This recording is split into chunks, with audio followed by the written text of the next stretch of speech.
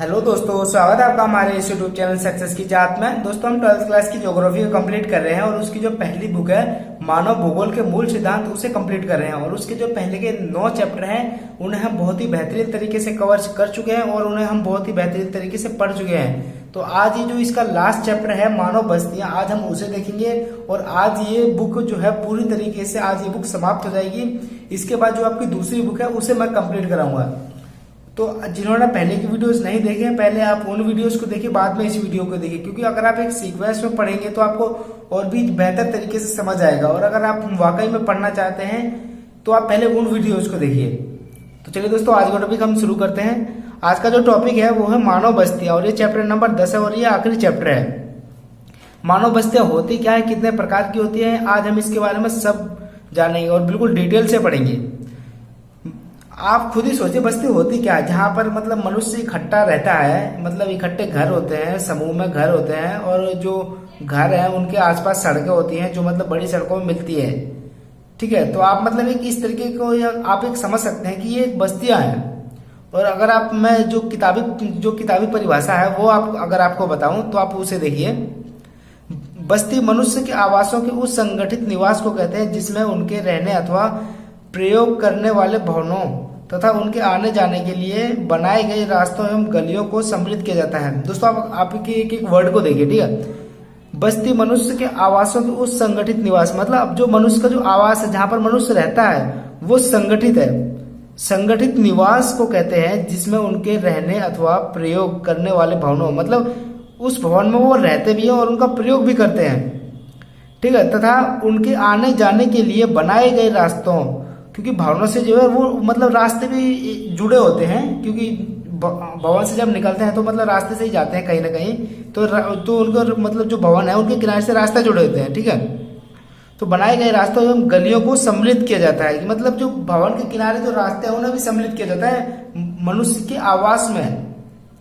ठीक है दोस्तों, तो आपको ये आपकी किताबी परिभाषा है जो आपसे पूछी जाती है, लेकिन आप इसे जो मैंने आपको परिभाषा बताई है आप उसे भी याद रख सकते हैं। अब ये जो बस्तियां ये कितने प्रकार की होती हैं इन्हें हम देखते हैं। सबसे पहले देखते हैं हम आकृति के अनुसार बस्तियां, कि मतलब बस्तियों का आकार है, बस्तियों का वो आकार है वो मतलब किस तरीके का हो और आकार कितने प्रकार के होते हैं बस्तियों के। तो सबसे पहले वो है सहंत बस्ती। सबसे पहले जो आकार है बस्ती का वो है सहंत बस्ती। इसमें जो घर है ना ये मतलब आपस में एक दूसरे से जुड़े होते हैं। जिसे आपने शहरों में देखा होगा, शहरों में गांव में भी, कि घर आपस में एक दूसरे के जुड़े होते हैं। बिल्कुल जैसे एक घर ये हो गया तो मतलब इसी के सहारे दूसरा घर जुड़ा है, इसी के सहारे तीसरा घर जुड़ा है, इसी के पीछे तीसरा घर जुड़ा है, इसी के ये मतलब साइड में ऐसे घर जुड़ा है। मतलब ये गुच्छित बस्तियां होती है, मतलब घर आपस में एक दूसरे से जुड़े रहते हैं। ठीक है, इसमें ये बता रहा है कि ऐसी बस्तियां जिसमें मकान एक दूसरे के समीप बनाए जाते हैं, मतलब एक दूसरे के नजदीक बनाए जाते हैं और ये मकान में सटे होते हैं। और इसका जो दूसरा प्रकार है आकृति के आधार पर वो है प्रकीर्ण बस्तियां। इसमें जो सहंत बस्ती है इसमें मकान सटे होते हैं और प्रकीर्ण बस्तियों में मकान दूर दूर होते हैं, मतलब एक मकान यहाँ है तो एक मकान यहाँ है, थोड़े दूर दूर की। ठीक है, इस प्रकार की बस्तियों में मकान दूर दूर होते हैं और प्राय खेतों के द्वारा ये एक दूसरे से अलग होते हैं, मतलब मकान दूर दूर होते हैं। और अगर मतलब कहीं कहीं भी ये जो दो मकान है इनके बीच में खेत होता है, तो मतलब खेत इन दोनों मकानों को अलग करता है, इसमें यही कह रहा है। ठीक है दोस्तों, पहले आप जो मानव बस्तियां हैं इनके जो प्रकार हैं इन्हें कितने आधार पर बांटा गया है पहले हम इन्हें वो देख लेते हैं। मैंने आपके लिए एक बेहतरीन तरीके से वो चार्ट तैयार किया है। ठीक है, पहले आप उन्हें देखते हैं। जो मानव बस्तियां ये 2 प्रकारों में बांटी जाती हैं। पहला तो है ग्रामीण क्षेत्र के आधार पर और एक है नगरीय, मतलब जो गांव की बस्तियां किस तरीके की होती है और नगर की बस्तियां किस तरीके की होती है। नगर मतलब शहरों की बस्तियां किस तरीके की होती है। ठीक है, जो ग्रामीण बस्ती की जो प्रारूप है, पहले हम ग्रामीण बस्ती के प्रारूप को देखेंगे, बाद में हम जो है नगरीय बस्तियों के प्रारूप को देखेंगे। जो ग्रामीण बस्ती के जो प्रारूप है वो है विन्यास के आधार पर। सबसे पहले विन्यास के आधार पर प्रतिरूप, फिर कार्य के आधार पर प्रतिरूप, फिर आकृति के आधार पर प्रतिरूप। तो इनमें हम देखते हैं क्या क्या आता है। जो सबसे पहले विन्यास के आधार पर प्रतिरूप है, पहले उन्हें देखते हैं। मतलब जो बस्ती मैदानी भागों में होती है, मैदानी क्षेत्र में, तो वो विन्यास के आधार पर आती है, कि मतलब विन्यास के तरीके की ग्रामीण बस्ती आती है। और ये पठारी भागों में भी बस्ती होती है, तटीय भागों में भी बस्ती होती है, और जो मतलब वन के किनारे होते हैं ये मतलब विन्यास के आधार पर ये मतलब आती है बस्तियां। ठीक है। और ऐसी बस्तियों ये मरुस्थली के किनारे भी होती है। अब देखिए मनुष्य के जो कार्य हैं उनके आधार पर बस्तियां कितने प्रकार की होती हैं। सबसे पहले लकड़हारा ग्राम, मतलब कि जो गांव लकड़ी का काम करता है उसे हम बोल देते हैं लकड़हारा ग्राम। जैसे कोई भी व्यक्ति है, अगर व्यक्ति लकड़ी का काम करता है तो उसे हम उसके नाम से ना होते हुए, नाम को छोड़कर कभी कभी उसके कार्य से बुलाते हैं कि मतलब वो लकड़ी का काम करता है, वो बढ़ई है, लकड़ी काम करने वाले को बढ़ई कहते हैं, तो मतलब उसको हम कभी कभी बढ़ई बोलते हैं। तो इसीलिए इसी के कॉन्टेक्स्ट में आप देखिए कि मतलब जो पूरा गांव है, अगर वो पूरा गांव ही लकड़ी का काम करता है तो उसे लकड़हारा ग्राम बोलते हैं। और जो गांव पूरी तरीके से जो मछुआरे हैं, मतलब मछली पालन करते हैं, अगर वो करते हैं तो उसे मछुआरा ग्राम कहते हैं। और जो गांव कृषि करते हैं उसे कृषि ग्राम, और जो गांव पशुओं को पालते हैं उन्हें पशुपालक ग्राम कहते हैं। ठीक है। अब ये जो आकृति के आधार पर है, आकृति के आधार पर वो देख लीजिए ये जो बस्तियों के प्रारूप कितने प्रकार के होते हैं। आकृति के आधार पर जो बस्ती के प्रारूप होते हैं ये दोहरे ग्राम, ये दोहरे ग्राम आकृति के आधार पर है। दोहरे ग्राम का मतलब होता है कि आपसे जैसे दो लाइन बीच से जा रही है, ठीक है, और एक लाइन आपसे जैसे यहाँ मिल गई, एक लाइन जैसे ये बीच से मिल गई, तो मतलब एक तो ये लाइन जा रही है आपसे और एक ये लाइन जा रही है। तो मतलब और अगर इनके किनारे मकान बने होते हैं, इनके किनारे मकान बने होते हैं, ठीक है, तो मतलब इन्हें कहते हैं दोहरे ग्राम की बस्ती। और एक होता है रैखिक ग्राम। रैखिक ग्राम मतलब ये जो सीधी लाइन जा रही है इसे काटते हैं, लेकिन जो रैखिक ग्राम है इसमें बिल्कुल सीधे होती है, बिल्कुल सीधे, और इनके किनारे बस्तियां होती है दोनों साइड, ठीक है। और ये आयताकार बस्तियां, आयताकार को आप खुद ही देखिए ना कि आयत होता क्या है इसके, ये मतलब तो वर्ग होगा, लेकिन अगर हम इसे थोड़ा लंबा, इसकी लंबाई ज्यादा कर देंगे तो ये आयत हो जाएगा। और इसके जो किनारे जो बस्तियां होती है वही होती है आयताकार बस्तियां। आप इसके पहले नाम से देखिए बिल्कुल, ठीक है, तो यही होती है आयताकार बस्तियां। और वृत्ताकार बस्तियां जैसे कुआं हो गया, मतलब इसमें इसके आसपास की बस्तियों को वृत्ताकार बस्तियां कहते हैं। जैसे कि ये कुआं है, ठीक है, इसके जो आसपास की बस्तियां, जैसे ये मतलब इनको जो कुआं है इसको घेर लिया पूरी तरीके से, ठीक है। इनके जो किनारे बस्तियां होती हैं इन्हें वृत्ताकार बस्तियां कहते हैं। और तारे आकार की बस्तियां क्या मतलब है?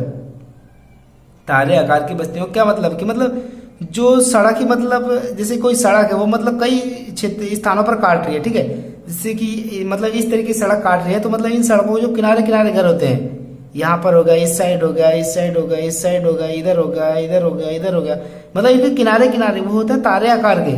आप बिल्कुल इनके नाम पर जाइए बिल्कुल, ठीक है। और टी आकार के, टी मतलब किस तरीके का, जैसे एक सड़क ये जा रही है और एक सीधी चलेगी, तो बस मतलब टी आकार के इसके जो इधर बने होंगे वो इधर बने होंगे, टी आकार की जो वस्तु हो गई। और एक वाई आकार की वस्तु। वाई आकार क्या होता है? ये सीधा जा रहा है और आपको कोई सड़क मतलब इधर काट गई तो ये वाई आकार बन गया, और इसकी जो साइड में बस्तियां होती हैं ये वाई आकार की बस्तियां होती हैं। तो ये आपसे एग्जाम में पूछता है कि आकृति के आधार पर जो है बस्तियों के कितने प्रतिरूप होते हैं। ये आपसे 5 नंबर में ये क्वेश्चन पूछा जाता है, तो आप इसे ध्यान रखिएगा। अब हम देखने वाले हैं नगरीय बस्तियां क्या होती हैं, या नगरीय बस्तियां कितने प्रकार की होती है और उनके कितने प्रकार होते हैं और इन्हें कितने भागों में बांटा जाता है, या इनके कितने प्रतिरूप होते हैं, एक एक करके हम देखेंगे। जो नगरीय बस्तियां हैं उन्हें प्रकार के आधार पर बांटा जाता है, और जो जनसंख्या है उन्हें उसके आधार पर बांटा जाता है, जनसंख्या और सुविधाओं के आधार पर। क्योंकि मतलब जो है नगरों में ग्रामों से अधिक सुविधा होती है, ठीक है, तो मतलब उसी के आधार पर इन्हें नगरीय बस्तियों में भी बांटा जाता है, ठीक है। सबसे पहले देख लेते हैं प्रकार के आधार पर कितने प्रकार के जो है बस्तियां होती हैं, नगर होते हैं। सबसे पहले प्रशासनिक नगर, मतलब ऐसे शहर, ऐसे नगर जहां पर ज्यादातर प्रशासन का कार्य होता है, मतलब जहां पर प्रशासनिक स्थल है। ये जो प्रशासनिक कार्य है, प्रशासनिक ऑफिस है, इसका एग्जाम्पल आप दिल्ली को ले लीजिए। वैसे दिल्ली का मतलब जो है, दिल्ली तो एक केंद्र शासित प्रदेश है, लेकिन दिल्ली का जैसे आप कोई भी क्षेत्र ले लीजिए, उस क्षेत्र में अगर प्रशासनिक कार्य अधिक होते हैं, और उस क्षेत्र में अगर किसी भी उस क्षेत्र में आपको अगर कोई भी सरकारी ऑफिस है, सरकारी काम अधिक होते हैं, तो वो प्रशासनिक नगर है, ठीक है। और आपको ये भी पता है कि दिल्ली सबसे ज्यादा प्रशासनिक नगर दिल्ली में ही है, या फिर कहें ऑलमोस्ट, ठीक है। और इसका जो दूसरा प्रकार है वो है व्यापारिक नगर। जो नगर ज्यादातर व्यापार करते हैं, या जिन नगरों में ज्यादातर मतलब उद्योगों का निर्माण होता है, उसे व्यापारिक नगर कहते हैं, ठीक है। तीसरा जो प्रकार है वो है सांस्कृतिक नगर। सांस्कृतिक नगर अपने आप में बिल्कुल अनोखा नगर है और ये बहुत ही अच्छे अच्छे होते हैं। जैसे आप बनारस को ले सकते हैं, क्योंकि बनारस जो है संस्कृति के लिए बहुत ही ज़्यादा फेमस है। और जो चौथा है वो है औद्योगिक नगर, जहाँ पर उद्योगों का काम होता है। और जो पांचवा वो है पर्यटन नगर, मतलब जहाँ पर लोग आना जाना करते हैं। मैंने आपको ये पर्यटन पढ़ाया है 7th चैप्टर में कि पर्यटन क्या होता है, कि मतलब ये एक यात्रा होती है जो मतलब व्यापार के उद्देश्य से नहीं बल्कि प्रमोद के उद्देश्य से की जाती है। ठीक है, तो मतलब उन नगरों को ये पर्यटन नगर कहते हैं। ठीक, अब देख लेते हैं जनसंख्या के आकार है, जो मतलब जनसंख्या का आकार और जो उनकी सुविधा है, इनके आधार पर नगरीय बस्तियां देख लेते हैं। ठीक है, सबसे पहले नगर, शहर, सन्नगर, विश्व नगरी एवं मिलियन सिटी, ये 5 जो है जनसंख्या के आकार एवं सुविधाओं के आधार पर इन नगरों को बांटा गया है। ठीक है, मैं अभी आपको इन सबके बारे में पीछे बिल्कुल डिटेल से पढ़ाऊंगा, तो अभी आप घबराइएगा मत कि ये क्या है, कि ये क्या बता दिए गए हैं। आपको बिल्कुल एक एक पॉइंट्स में आपको बताऊंगा, एक एक बात को आपको क्लियर करूंगा। सबसे पहले हम देख लेते हैं उपनगरीकरण। उपनगरीकरण की परिभाषा क्या है या होता क्या है उपनगरीकरण। ठीक है दोस्तों जो आजकल के शहर हैं वो मतलब बहुत ज्यादा जनसंख्या से भर गए हैं। ठीक है, और शहरों में जो मतलब है मनुष्य मतलब है मानव जो है वो मतलब छोटे छोटे से कमरों में रहता है। ठीक है, उसके बाद ज्यादा क्षेत्र नहीं है और शहरों में गंदगी इतनी होती है, जो मतलब बस्तियां होती हैं, जो झुग्गी झोपड़ी होती हैं शहरों में, वो ज्यादातर मतलब बहुत ज्यादा वो गंदा कर देते हैं शहर को। ठीक है, तो मनुष्य जो है कई मतलब व्यक्ति उस शहरों में रहना पसंद नहीं करते हैं, लेकिन उस शहरों में वो काम तो करते हैं। क्यों? क्योंकि नगरों में ही तो, उन शहरों में ही तो उन्हें रोजगार मिलता है। मतलब वहां पर काम तो करेंगे उन्हें कैसे ना कैसे करना पड़ेगा, लेकिन जो उनका रहने का प्रबंध है वो मतलब शहर से थोड़ा दूर कर लेते हैं। अपना जो रहने का प्रबंध है वो शहर से दूर कर लेते हैं। आप इधर देखिए, ये जैसे मान लीजिए आप शहर है कोई, ठीक है, तो मतलब शहर में मनुष्य काम करने तो आएगा, यहाँ पे काम करने तो आएगा, क्योंकि अपना रोजगार तो नहीं छोड़ सकता ना, क्योंकि रोजगार के लिए ही तो मतलब गांवों से शहर में आया है, तो मतलब काम करने आएगा। लेकिन जो वो रहेगा यहाँ पर नहीं, मतलब इसके आसपास नहीं रहेगा, वो थोड़ा दूर जाकर मतलब रहेगा, मतलब शहर से थोड़ा बाहर, मतलब यहाँ रुक जाएगा और यहाँ से रोज अप डाउन करेगा। ठीक है, इस और मतलब यहाँ पर जो कई मनुष्य रहने लगते हैं, कई मानव आपस में रहने लगते हैं, तो मतलब उससे उपनगरीकरण का विकास होता है। तो यही उपनगरीकरण की परिभाषा है। देखिए अब इसमें लिखा गया वो देख लेते हैं। वर्तमान समय में उपनगरीकरण एक नई प्रवृत्ति है जिसमें मनुष्य शहर के घने बसे क्षेत्रों से हटकर रहन सहन की अच्छी गुणवत्ता की तलाश में शहर के बाहर और स्वच्छ और खुले क्षेत्रों में जा रहे हैं। बड़े शहरों के नजदीक ऐसे महत्वपूर्ण उपनगर विकसित हो जाते हैं। मैंने आपको बताया ना कि मतलब जो शहर में है वहां पर काम तो करते हैं, लेकिन वहां पर रहना पसंद नहीं करते, क्योंकि वहां पर भीड़ भाड़ बहुत ज्यादा होती है। ठीक है, तो आप इसकी परिभाषा देख लीजिए, एक नंबर में आपसे एग्जाम में पूछ सकता है। ग्रामीण बस्तियों को प्रभावित करने वाले कारक, जो गांव की बस्तियां हैं उनको प्रभावित करने वाले कारक क्या हैं उन्हें देख लेते हैं। जो सबसे पहला जो कारक है वो है जल आपूर्ति। तो आप इसका मतलब समझ रहे हैं ना कि ग्रामीण बस्ती को प्रभावित करने वाले कारक, मतलब जो गांव के लोग हैं वो किस स्थान पर रहना पसंद करेंगे। ठीक है, जो गांव के लोग हैं वो किस स्थान पर रहना पसंद करेंगे, यही बता रहा है इसमें। तो सबसे पहला जो पॉइंट है वो है जल आपूर्ति, मतलब जहां पर लोगों को पर्याप्त मात्रा में जल मिलेगा और स्वच्छ जल मिलेगा तो लोग वहीं पर ही रहना पसंद करेंगे। और गांव के लोग तो खास करके, गांव के लोगों को है वो कृषि कार्य करना पड़ता है और कृषि कार्य में जल की आपूर्ति ज्यादा होती है। और जल तो वैसे भी हमारी दिनचर्या बन गई क्या दोस्तों, शुरू से ही है, मतलब क्योंकि जल जो है वो मतलब रोज की आवश्यकता वाली चीज है। ठीक है, तो मतलब जहां पर जल की मात्रा अधिक होगी या फिर जल आपको पर्याप्त मात्रा में मिलेगा तो आप वहीं रहना पसंद करोगे। और इसका जो दूसरा कारक है वो है भूमि। भूमि जो है ग्रामीणों के लिए सबसे महत्वपूर्ण होती है, क्योंकि जो भूमि है उस पर जो किसान है वो खेती करता है। अगर वह भूमि खेती लायक नहीं हुई, अगर वह भूमि उपजाऊपन नहीं है उस भूमि में, तो जो गांव के लोग हैं वो वहां पर ऐसे स्थान पर रहना ही पसंद नहीं करेंगे, क्योंकि गांव के लोगों का तो जीवन यापन ही भूमि पर होता है, क्योंकि भूमि पर वो खेती करते हो, खेती से उनका जीवन यापन होता है। ठीक है, तो मतलब जहां पर भूमि उसको उपजाऊपन मिलेगा भूमि का, वो वहीं पर रहना पसंद करेगा। जो तीसरा पॉइंट है वो उच्च भूमि। उच्च भूमि भी दोस्तों महत्वपूर्ण भूमिका निभाता है, क्योंकि अगर मनुष्य जो है गांव में ज्यादातर बाढ़ आती है, आपको पता होगा क्योंकि अगर जो गांव के लोग हैं फिर अगर ऊंचे स्थान पर रहना पड़े, ऊंचे स्थान पर रहेंगे तो मतलब वो बाढ़ से बच सकेंगे। ठीक है, इसीलिए उच्च भूमि के क्षेत्रों में रहना पसंद करते हैं। और चौथा, गृह निर्माण सामग्री, क्योंकि गांव के लोगों को भी घर बनाने की आवश्यकता है, तो मतलब ऐसे स्थानों पर जहाँ पर उन्हें गृह निर्माण सामग्री उपलब्ध हो सके वहां पर रहना पसंद करेंगे। और जो सबसे महत्वपूर्ण कारक है वो है सुरक्षा, जहां पर उन्हें सुरक्षा अधिक प्राप्त होगी वो वहीं पर रहना पसंद करेंगे, क्योंकि आजकल जो है वो अपने जीवन से कोई भी खतरा मोल नहीं लेना चाहता है। ठीक है दोस्तों, चलिए अब नेक्स्ट टॉपिक देखते हैं। नेक्स्ट टॉपिक क्या है? जो नेक्स्ट टॉपिक है हमारा वो है नियोजित बस्तियां। नियोजित बस्तियां होती क्या है, कहते किसे, इन्हें हम बिल्कुल डिटेल में देखेंगे। नियोजित बस्तियों को आप एक नाम से आपको पता चलना चाहिए कि नियोजित मतलब क्या होता है।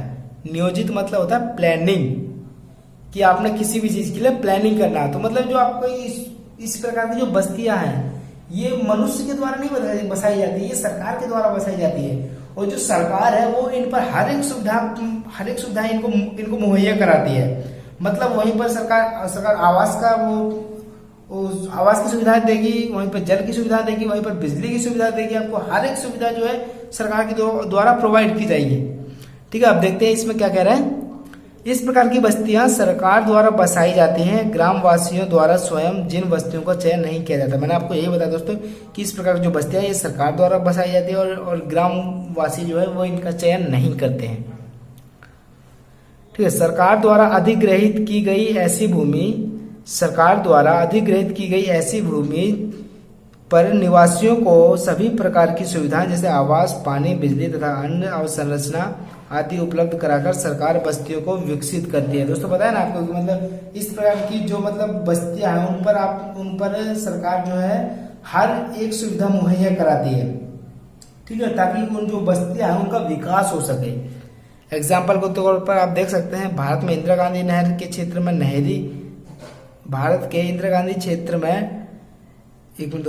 भारत में इंदिरा गांधी नहर के क्षेत्र में नहरी बस्तियों का विकास। हाँ, तो जो दोस्तों ये बता रहा है कि इंदिरा गांधी नहर है जो मतलब वो बनाई गई थी, उसके जो मतलब उसी समय ये मतलब उनके लिए आवास का भी प्रबंध किया गया था।